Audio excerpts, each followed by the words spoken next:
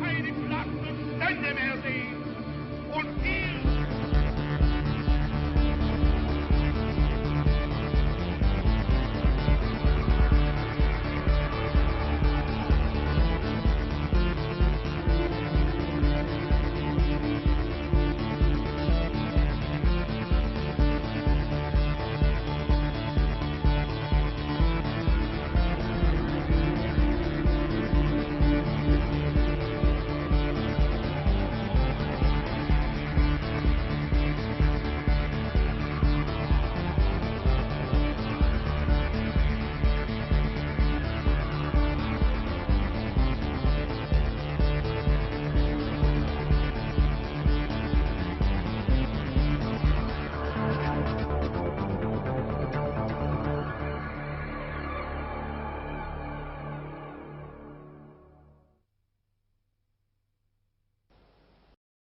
Fasisme dikenal sebagai satu ideologi yang lahir dan berkembang di abad ke-20. Namun, akar ideologi yang mengagungkan perang dan kekerasan ini sebenarnya berasal dari masa silam, dari Sparta. Fasisme berkembang pesat ke seluruh dunia saat Perang Dunia Pertama, dengan rezim-rezim fasis merebut kekuasaan khususnya di Jerman dan Italia, dan juga di negara-negara seperti Spanyol dan Jepang. Karena fasisme, rakyat negara-negara ini amat menderita dan menjadi korban kebengisan yang mengerikan. Para diktator dan pemerintahan fasis yang memimpin sistem seperti ini, tempat kekuatan kasar, serangan, pertumpahan darah dan kekerasan menjadi hukum sehari-hari, memancarkan gelombang teror ke seluruh masyarakat dengan polisi rahasia dan milisi fasis mereka yang melumpuhkan rakyat dengan ketakutan. Bahkan, pemerintahan fasis diterapkan di hampir semua jenjang masyarakat, dari pendidikan hingga kebudayaan, agama sampai seni, struktur pemerintahan hingga sistem militer, dan dari organisasi pengawas hingga kehidupan pribadi rakyat. Puncaknya, Perang Dunia Kedua yang disulut para fasis menjadi salah satu bencana terparah dalam sejarah manusia, meminta hingga 55 juta korban jiwa. Dalam film ini, selain cerita umum fasisme, akan kita lihat juga dua segi lain yang belum benar-benar terangkat. Yang pertama adalah cara asal mula ideologi fasis berakar ke budaya kuno pagan atau penyembah berhala. Seperti akan kita lihat, fasisme adalah ideologi yang berupaya mengganti nilai-nilai akhlak agama ilahiyah dengan kebiadaban pagan. Kebengisan pagan yang menjangkau dari negara Yunani kuno Sparta ke bangsa Arab pra-Islam dibangkitkan lagi dengan fasisme. Segi penting lain fasisme adalah hubungannya dengan teori evolusi Darwin yang telah membentuk dasar aneka ideologi garang di seluruh dunia dari abad ke-19 hingga kini. Darwinisme sebenarnya suatu dogma tak ilmiah yang menggambarkan gagasan-gagasan sesat seperti manusia itu hewan yang maju, sebagian ras tertinggal dalam proses evolusi, dan ada pertarungan sampai mati demi bertahan hidup di alam, tempat yang kuat berjaya dan yang lemah tersingkir, sebagai fakta ilmiah sehingga membentuk dasar fasisme. Mari kita gali sejarah rahasia ideologi berdarah yang disebut fasisme, yang bertanggung jawab atas salah satu kebengisan terkeji zaman kita.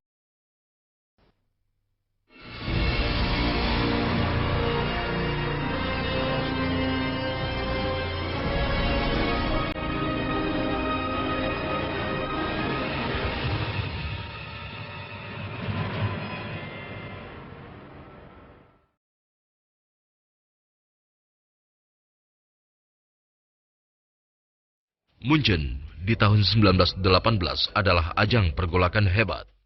Jerman kalah dalam Perang Dunia Pertama dan sedang mengalami krisis sosial.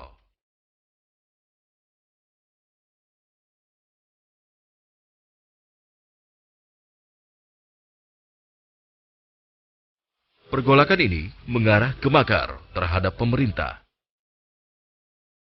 Kurt Eisner, seorang wartawan berdarah Yahudi, dan para pengikut demokrat sosialnya melakukan kudeta tak berdarah dengan bantuan tentara kekaisaran. Ludwig III dan keluarganya diasingkan. Eisner menjadi Perdana Menteri pemerintahan yang baru. Namun, Mereka yang membayangkan bahwa revolusi yang dicapai tanpa pertumpahan darah ini akan membawa ketentraman bagi Jerman dengan getirnya kecewa.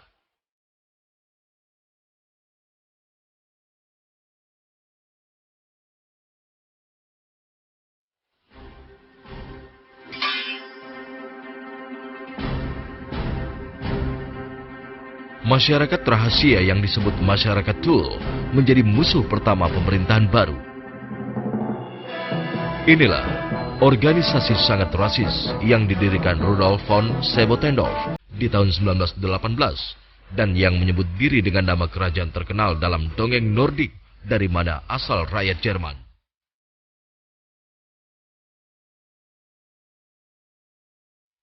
Dalam membangun masyarakat Thule, gagasan-gagasan rasis Sebottendorf dibentuk oleh 3 pemikir yang mengabdikan diri kepada mistikisme: Madame Blavatsky, Guido von Lys, dan Adolf Lanz.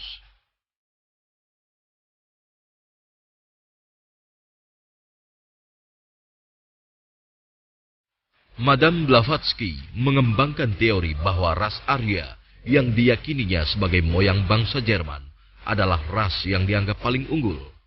Menurut teori ini, satu peradaban telah menguasai dunia ribuan tahun sebelum peradaban Mesir kuno dan Mesopotamia. Atlantis.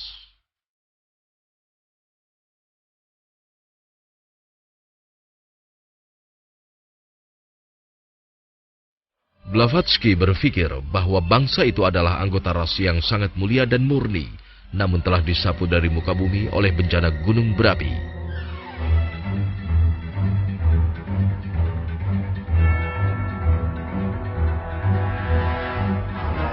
Menurutnya, mereka yang selamat dari bencana itu tersebar ke seluruh dunia, berakibat pada bercampurnya bangsa Arya dengan ras-ras lain. Untuk mencari bukti bagi dongeng mistiknya, Blavatsky bepergian hingga ke Tibet dan mempelajari pendeta-pendeta Buddha.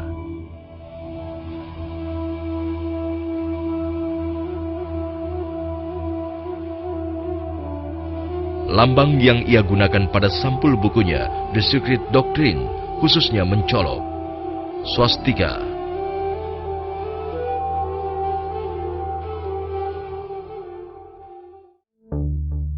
Guido von Lys berpikir sejalan dengan Blavatsky. Menurut Lys, ras Jerman sebenarnya wakil dari yang disebut ras Arya sebagaimana saran Blavatsky. Lys juga datang dengan pernyataan lain. Sepanjang sejarah, ada aneka masyarakat rahasia yang berusaha meneruskan dan melindungi budaya ras Arya. Para Freemason, Kesatria Templar, dan Rosicrucians.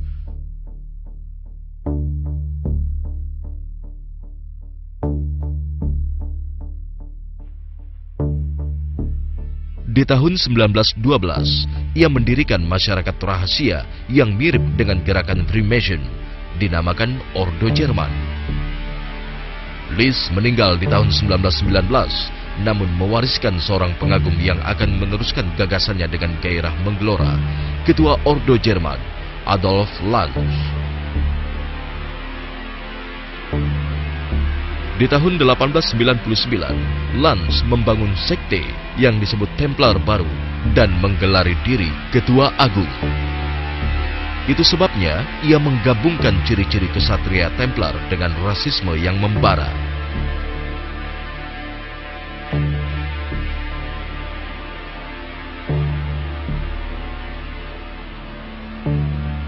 Di tahun 1905, ia mulai menerbitkan majalah antisemit Ostara untuk menyebarluaskan gagasan rasisnya.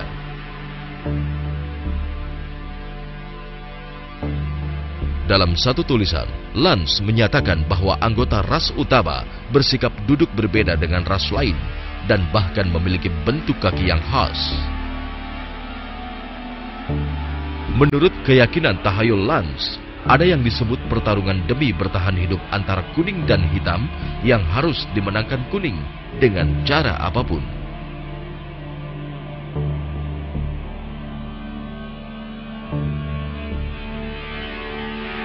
Sejak cetakan pertama majalah Lanz, Sebotender, pendiri masyarakat Thule, nantinya hadir di antara para pengikut dan penyokong ideologi yang ditanamkan Lange.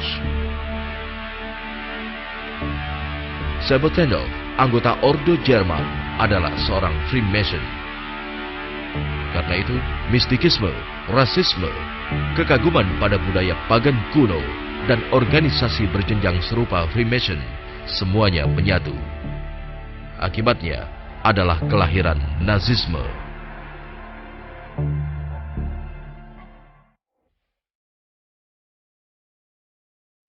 Ideologi masyarakat Thule dibangun di atas penegakan kembali budaya Jerman pagan pra-Kristen. Dalam ideologi ini, pemusnahan ras yang bukan Arya dianggap sama pentingnya. Teratas dalam daftar pemusnahan adalah bangsa kulit hitam, Gypsy, dan Yahudi. Kata-kata berikut dari salah satu terbitan masyarakat Thule menjadi petunjuk. Tahan orang-orang Yahudi, itu akan membawa kedamaian bagi negara kita. Itulah mengapa pemimpin Thule, Sebotender, menolak mengakui kepemimpinan Kurt Eisner, seorang Yahudi yang dipandangnya sebagai musuh abadi. Ia sangat terbuka menyatakan hal itu. Kemarin kita saksikan penghancuran semua yang kita yakini dan anggap penting. Bukannya para pangeran yang berikatan darah sama dengan kita, malah musuh maut kita berkuasa, orang Yahudi. Kita tidak bisa tahu yang akan timbul dari kekacauan seperti ini. Selama memegang palu besi, saya akan memimpin Thule berperang. Disiplin kita adalah disiplin Jerman. Dan Jerman berarti kemuliaan. Tuhan kita adalah Walfather, lambang kita adalah Arya, nyala utama, matahari, elang. Sejak ini, lambang kita adalah elang. Ia akan mengingatkan kita bahwa kita mungkin harus mati jika kita ingin hidup.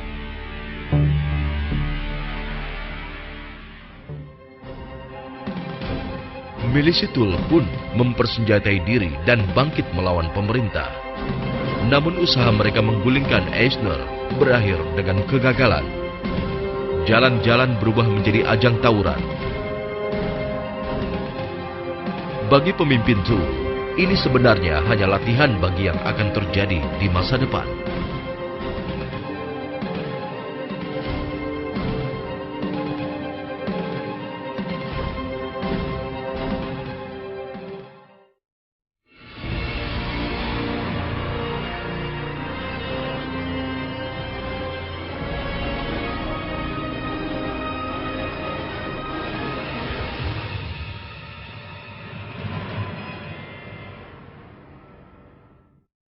Sebagian besar anggota masyarakat Thule masuk partai Nazi yang didirikan di tahun 1920. Pendiri partai adalah orang yang ditugasi memantau rapat sebagai mata-mata tentara, Adolf Hitler.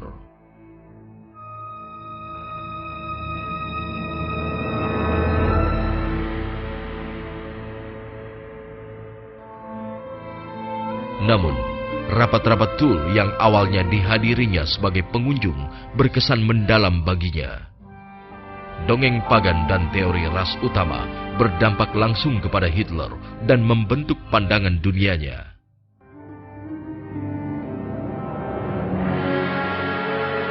Akibatnya, ia mendirikan partai Nazi dari satu cabang masyarakat Thule. Para anggota penting masyarakat Thule mendapat jabatan kunci di partai ini. Rudolf Hess, Dietrich Eckart, Alfred Rosenberg, dan Adolf Hitler. Kegelapan yang akan melingkupi seluruh dunia pelan-pelan merebak.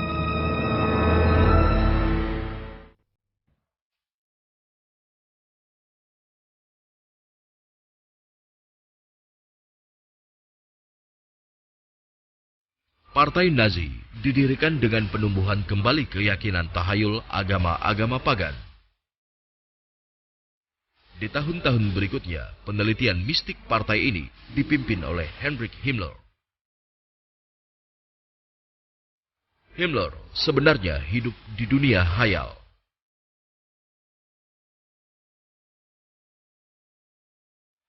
Dia begitu yakin pada legenda Atlantis sampai mengirim peneliti Jerman ke Tibet dan Peru di tahun 1939. Para ilmuwan Jerman ditugasi menemukan jejak Atlantis. Kemanapun pergi, orang-orang Jerman ini mengukur dan mencatat besar tengkorak, panjang tangan dan kaki, serta warna mata dan kulit penduduk setempat. Praktik ini segera diterapkan di semua negara Eropa yang jatuh ke tangan Nazi.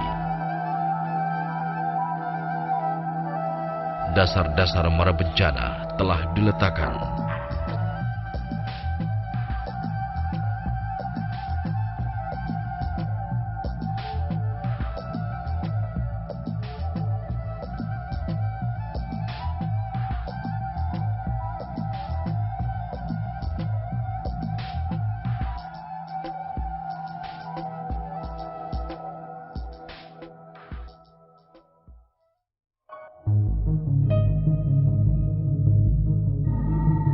Sebagai tokoh terpenting kedua di Partai Nazi, Heinrich Himmler memimpin langsung proyek penegakan kembali budaya Jerman pagan.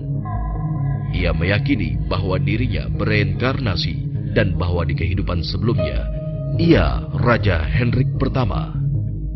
Heinrich pertama adalah raja terkenal yang menyelamatkan bangsa Jerman dari ancaman dari timur. Katedral Quedlinburg, tempat makam sang raja, dinyatakan sebagai tempat suci oleh para Nazi.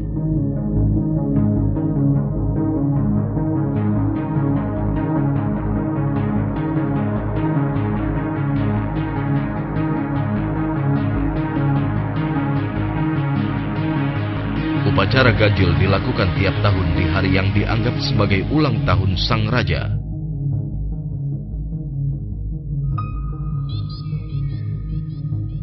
Himmler menyatakan telah melihat sang raja dalam mimpinya dan sang raja menunjukkan kepadanya cara mengemban tugas beratnya.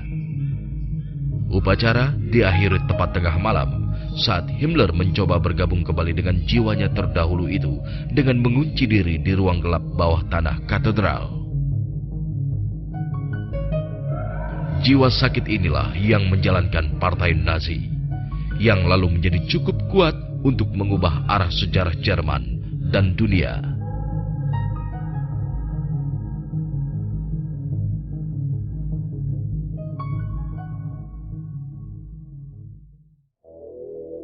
Begitu kaum Nazi meraih kekuatan, upaya kembali ke budaya Jerman pagan pra-Kristen ditingkatkan.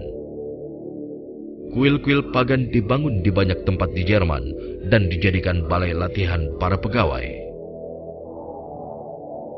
Ideologi Arya dan mistikisme membentuk dasar pelatihan itu. Upacara-upacara dilakukan dengan iringan trompet perang tradisional Jerman, dan tentara berusaha melindungi diri dari roh jahat dengan menyalakan api raksasa. Pengikut Nazi yang telah dicuci otak terlena dari kenyataan dan meyakini omong kosong, seperti bahwa roh berumur ribuan tahun akan muncul dari nyala api. Upacara, pertunjukan, dan cara cuci otak yang serupa berlanjut sepanjang zaman rezim Nazi.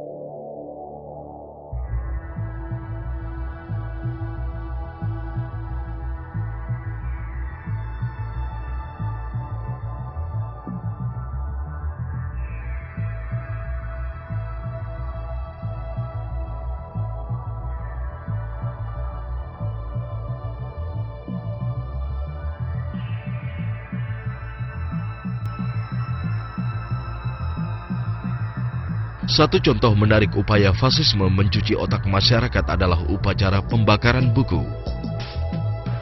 Upacara pertamanya terjadi pada 10 Mei 1933. Para mahasiswa Universitas Jerman yang telah dicuci otak berkumpul di Berlin dan kota-kota utama Jerman lain untuk membakar buku-buku yang gagasannya tak disukai.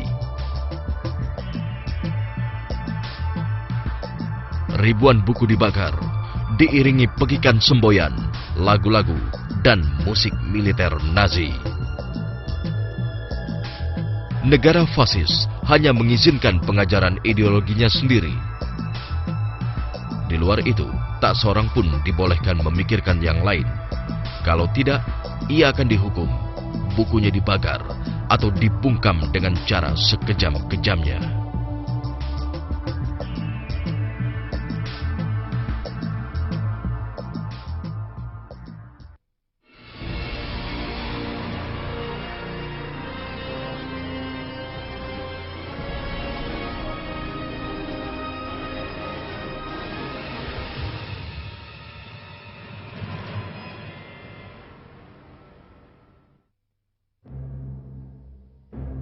Banyak penelitian telah dilakukan dan banyak buku telah ditulis tentang lambang-lambang yang dipakai ideologi Nazi.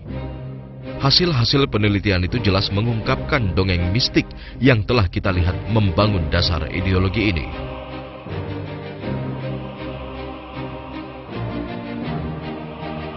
Lambang Nazi paling terkenal adalah swastika, lambang partainya. Namun, swastika bukan temuan Nazi sendiri, dan bukan pula temuan yang baru sama sekali. Lambang pagan ini yang sering digunakan Adolf Lanz dalam majalah Ostara dipakai pengikut Nazi yang berlangganan majalah itu dan dipilih sebagai lambang resmi mereka. Di tahun-tahun berikutnya, para petinggi Nazi yang menjadikan sepenuhnya lambang itu jati diri mereka memakainya di mana-mana, dari hiasan dinding sampai cincin cap. Upacara-upacara di mana budaya pagan kuno dibangkitkan dengan kesesatan yang nyata diubah menjadi ritual raksasa.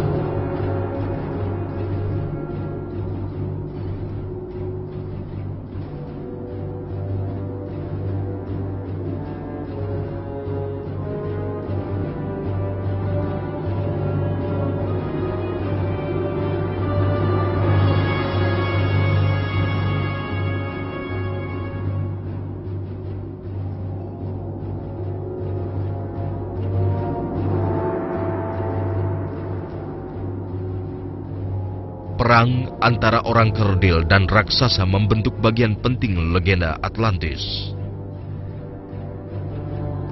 Bangunan-bangunan raksasa pun didirikan. Para seniman Jerman dipaksa memahat patung-patung raksasa.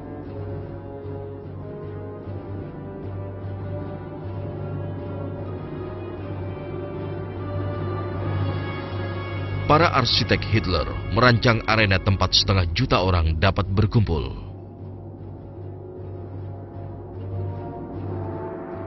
Hitler meluangkan waktu di depan model-model bangunan raksasa yang memenuhi dan mengekalkan impiannya akan Atlantis.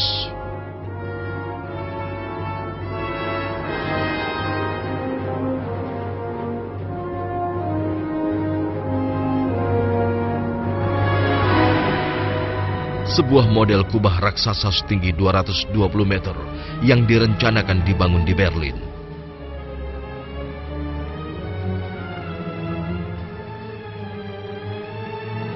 Seraya membangun hunian, patung, dan arena raksasa di satu sisi, kaum Nazi mulai menerjemahkan ideologi gelap mereka ke dalam kehidupan di sisi lain.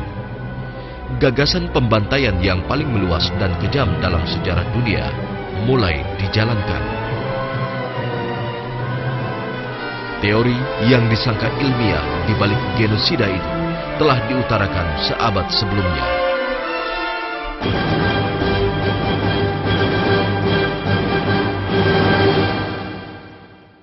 Sejauh ini telah kita lihat bagaimana Nazisme disandarkan kepada keyakinan pagan. Namun pengikut Nazi menyatakan bahwa ideologi mereka didukung ilmu pengetahuan modern. Dalam hal ini, unsur yang paling menyemangati mereka adalah teori evolusi Darwin. Darwinisme yang hingga kini masih dianggap pendapat ilmiah oleh sebagian orang, sebenarnya tak lebih dari pengulangan sejumlah pernyataan para filsuf ateis Yunani kuno. Pandangan Darwin tentang manusia dan khususnya ras manusia tepat sesuai dengan keyakinan tahayul pagan. Menurut pernyataan sesat Darwin, manusia itu sejenis hewan, dan satu-satunya cara untuk maju baginya adalah lewat pertikaian. Juga menurut Darwin, ras-ras manusia berada di jenjang evolusi yang berbeda, dan pertikaian tak tercegah. Temuan-temuan ilmiah belakangan mengungkapkan bahwa semua pernyataan ini benar-benar keliru. Namun, temuan-temuan tadi belum ada di awal abad ke-20. Di atas dasar kebebalan inilah kebangkitan Nazi yang tak tercegah terjadi.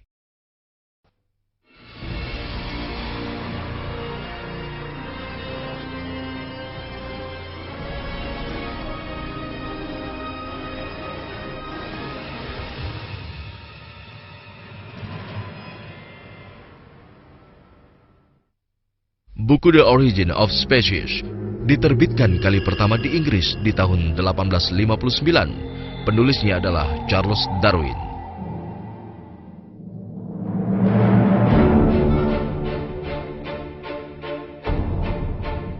Di situ, Darwin berusaha menerangkan asal mula kehidupan dan berpendapat bahwa semua makhluk hidup berevolusi dari moyang bersama. Pernyataan lain adalah bahwa pertarungan kejam dan egois demi bertahan hidup merajalela di kalangan makhluk hidup. Judul bukunya yang terjemahannya Asal Mula Kehidupan dengan Cara Seleksi Alam atau Pemeliharaan Ras Pilihan dalam Pertarungan Demi Hidup tegas mengungkapkan gagasannya. Di sisi lain, buku Darwin The Destiny of Man berisi rasisme di sana-sini.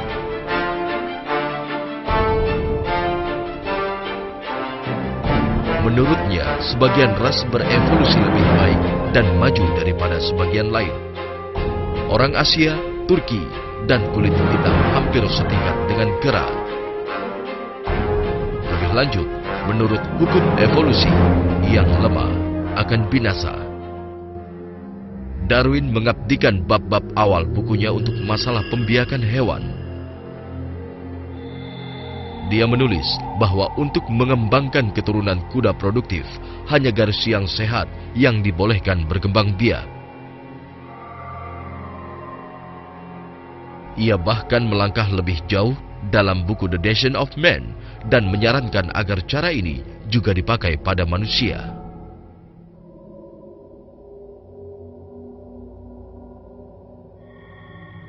Karena memandangnya sebagai sejenis hewan, Darwin berpikir manusia dapat diperbaiki secara sama dengan hewan. Belakangan disadari bahwa gagasan Darwin sebagai keliru sama sekali. Namun, sedikit orang menyadarinya ketika itu karena tingkat ilmu pengetahuan yang rendah.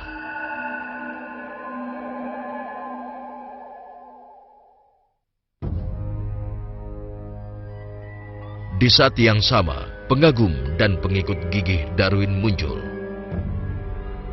Dialah keponakan Darwin, Francis Galton.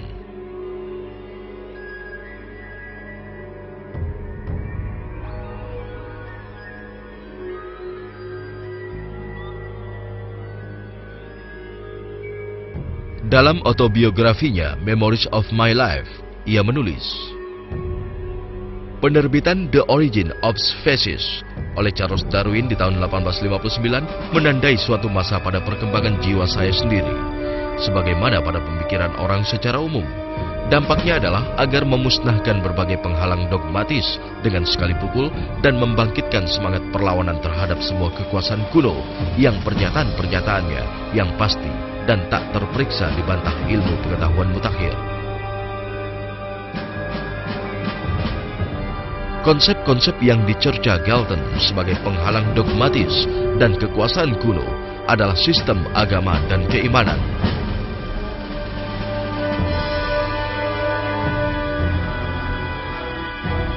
Galton kali pertama menerbitkan gagasan rasisnya di tahun 1869 lewat buku Hereditary Genius. Di situ ia menyatakan bahwa bangsa Inggris sejak lahir berdarah lebih unggul daripada bangsa-bangsa lain. Di mata Galton, berbagai tindakan diperlukan untuk melindungi darah itu. Dengan cara ini, ras manusia terunggul bisa dihasilkan.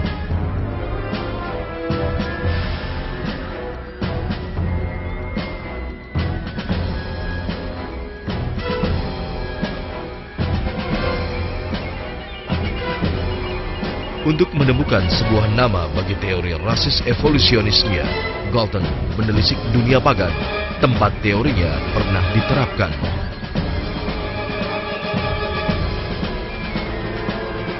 Dialah yang mengusulkan dan menyebarkan kata eugenik atau kelahiran yang baik dalam bahasa Yunani. Karena tingkat ilmu pengetahuan yang rendah ketika itu, gagasan eugenik segera mendapat dukungan luas. Masyarakat Pendidikan Eugenik didirikan di tahun 1907. Bermarkas di jurusan Statistik Universitas College London. Di tahun 1926, nama itu disederhanakan menjadi Masyarakat Eugenik. Masyarakat Eugenik berpendapat bahwa semua orang cacat di masyarakat mesti dimandulkan. Masyarakat Eugenik memuji-muji kaum ningrat dan keluarga raja dan menganggap anggota ras lain jenis hewan yang belum berkembang.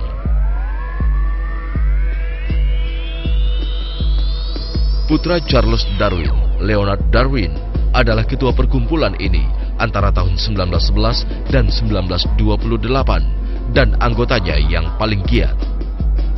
Setelah Inggris Raya, eugenik mulai menarik pendukung di Amerika Serikat. Kalangan evolusionis di sana melancarkan propaganda besar-besaran tentang hal ini di tahun 1920 dan 1930-an. Beberapa negara bagian menetapkan hukum yang disebut Undang-Undang Pemandulan. Di saat yang sama, perkembangan serupa terjadi di Eropa. Namun, saat itu tak seorang pun sadar bahwa perkembangan ini akan mengarah ke pembantaian yang sulit dipercaya.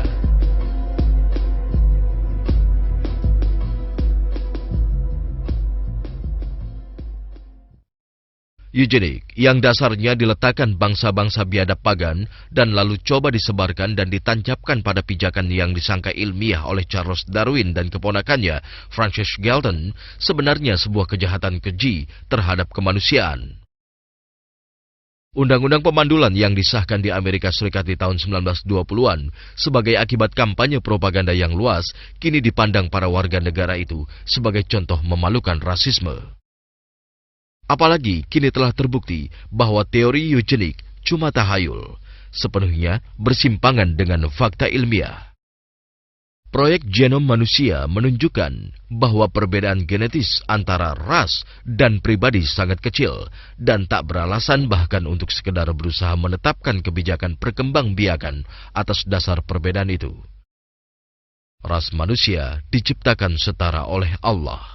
Dalam Al-Quran, Allah berfirman, "Hai manusia, sesungguhnya kami menciptakanmu dari seorang laki-laki dan seorang perempuan, dan menjadikanmu berbangsa-bangsa dan bersuku-suku, agar kalian saling mengenal. Sesungguhnya orang yang paling mulia di sisi Allah ialah orang yang paling bertakwa di antara kalian. Sesungguhnya Allah Maha Mengetahui, lagi Maha Mengenal."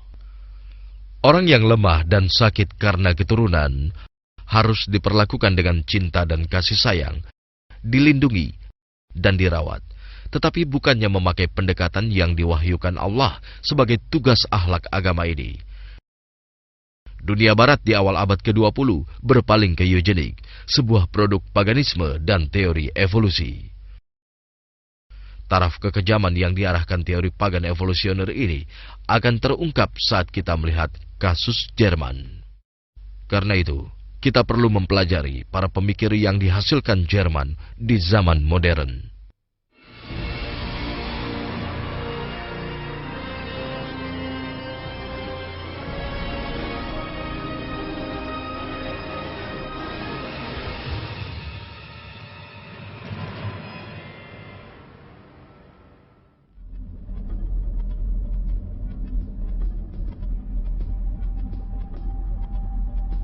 Di puncak daftar orang yang meletakkan dasar-dasar fasisme adalah filsuf Jerman Friedrich Nietzsche.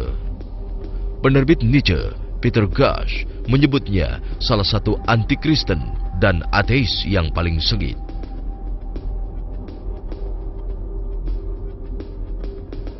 Nietzsche memiliki kebencian khusus terhadap pemikiran etis Kristen, Islam, dan Yahudi.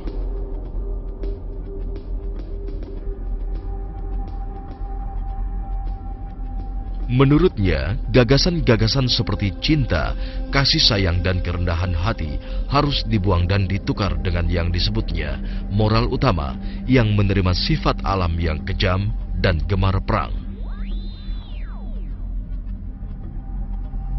Dalam buku Tazbek Zarathustra, ia menulis, "Dari semua yang tertulis, aku hanya menyukai yang telah manusia tulis dengan darahnya. Tulislah dengan darah, dan akan Anda rasakan bahwa darah itu jiwa." Nietzsche juga seorang rasis. Dia berpendapat bahwa sebagian manusia terdiri atas manusia super, dan bahwa sebagian lain harus melayani dan menaatinya. Gagasan-gagasan rasis Nietzsche yang cenderung kepada kekerasan sangat mirip dengan pemikir lain yang sezaman, Charles Darwin.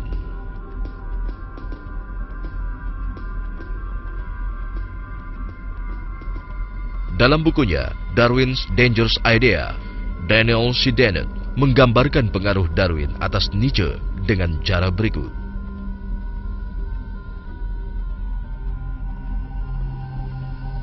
Friedrich Nietzsche melihat pesan yang bahkan lebih semesta dalam Darwin. Jika Nietzsche itu bapak eksistensialisme, maka mungkin Darwin berhak atas gelar kakeknya.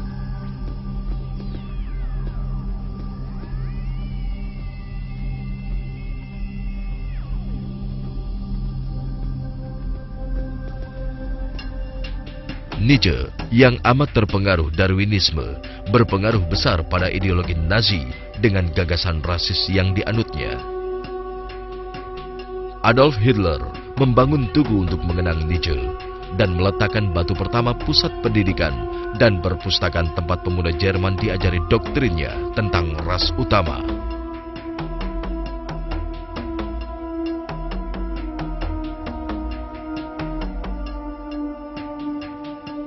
Kehidupan Nietzsche tak kurang kelam dibandingkan dengan filsafatnya. Ia menderita sakit jiwa di usia 44 tahun, dan sakit yang kian memburuk itu mengantarnya dari kegilaan ke kematian. Nasib miris itu mengingatkan kita kepada nasib orang yang mengingkari Allah di sepanjang zaman.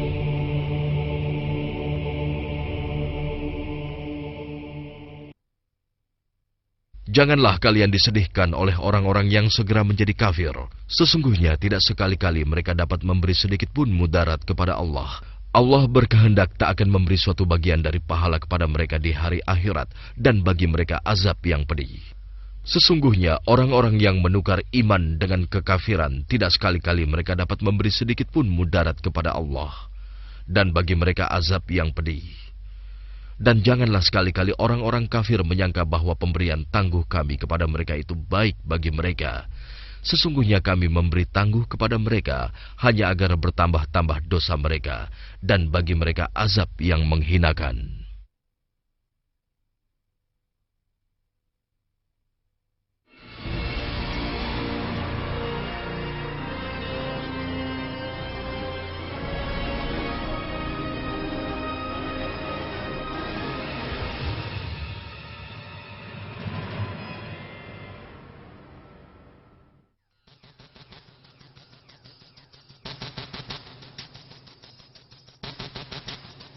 Setelah Friedrich Nietzsche, Darwinis paling terkenal di Jerman dan pendukung eugenik paling sengit adalah ahli hewan Ernst Haeckel. Menurut teorinya yang tak ilmiah, setiap makhluk mengulang proses evolusi yang dialami moyangnya ketika tumbuh dalam tubuh induknya.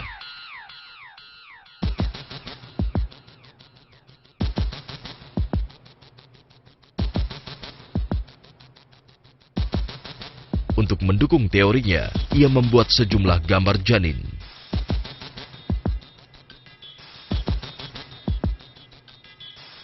Tapi, di tahun-tahun berikutnya terungkap bahwa gambar-gambar ini berisi penyimpangan disengaja dan bahwa teorinya tak lebih dari pemalsuan ilmiah. Contoh lain dari ilmu keliru Haeckel adalah teori eugenik. Dia menganut teori ini dari nama-nama seperti Charles Darwin, Francis Galton, dan Leonard Darwin, dan menambahinya dengan menyarankan agar kembali ke model Sparta Yunani kuno, yakni pembunuhan bayi yang baru lahir. Dalam bukunya Wonders of Life, Haeckel tanpa ragu mengusulkan pemusnahan bayi yang terlahir cacat. Haeckel menginginkan semua orang sakit dan cacat yang menjadi penghambat bagi yang disebutnya evolusi masyarakat dibabat demi memenuhi syarat hukum evolusi. Dia menentang perawatan orang sakit, menyatakan bahwa hal itu menghalangi kerja seleksi alam. Dia mengeluh bahwa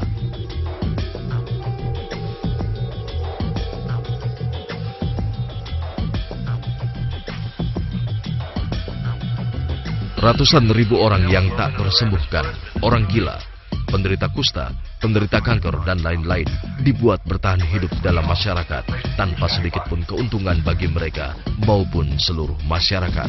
Ernest Haeckel, Wonders of Life, New York. Selanjutnya, ia menyarankan agar sebuah badan dibentuk untuk memutuskan nasib setiap orang.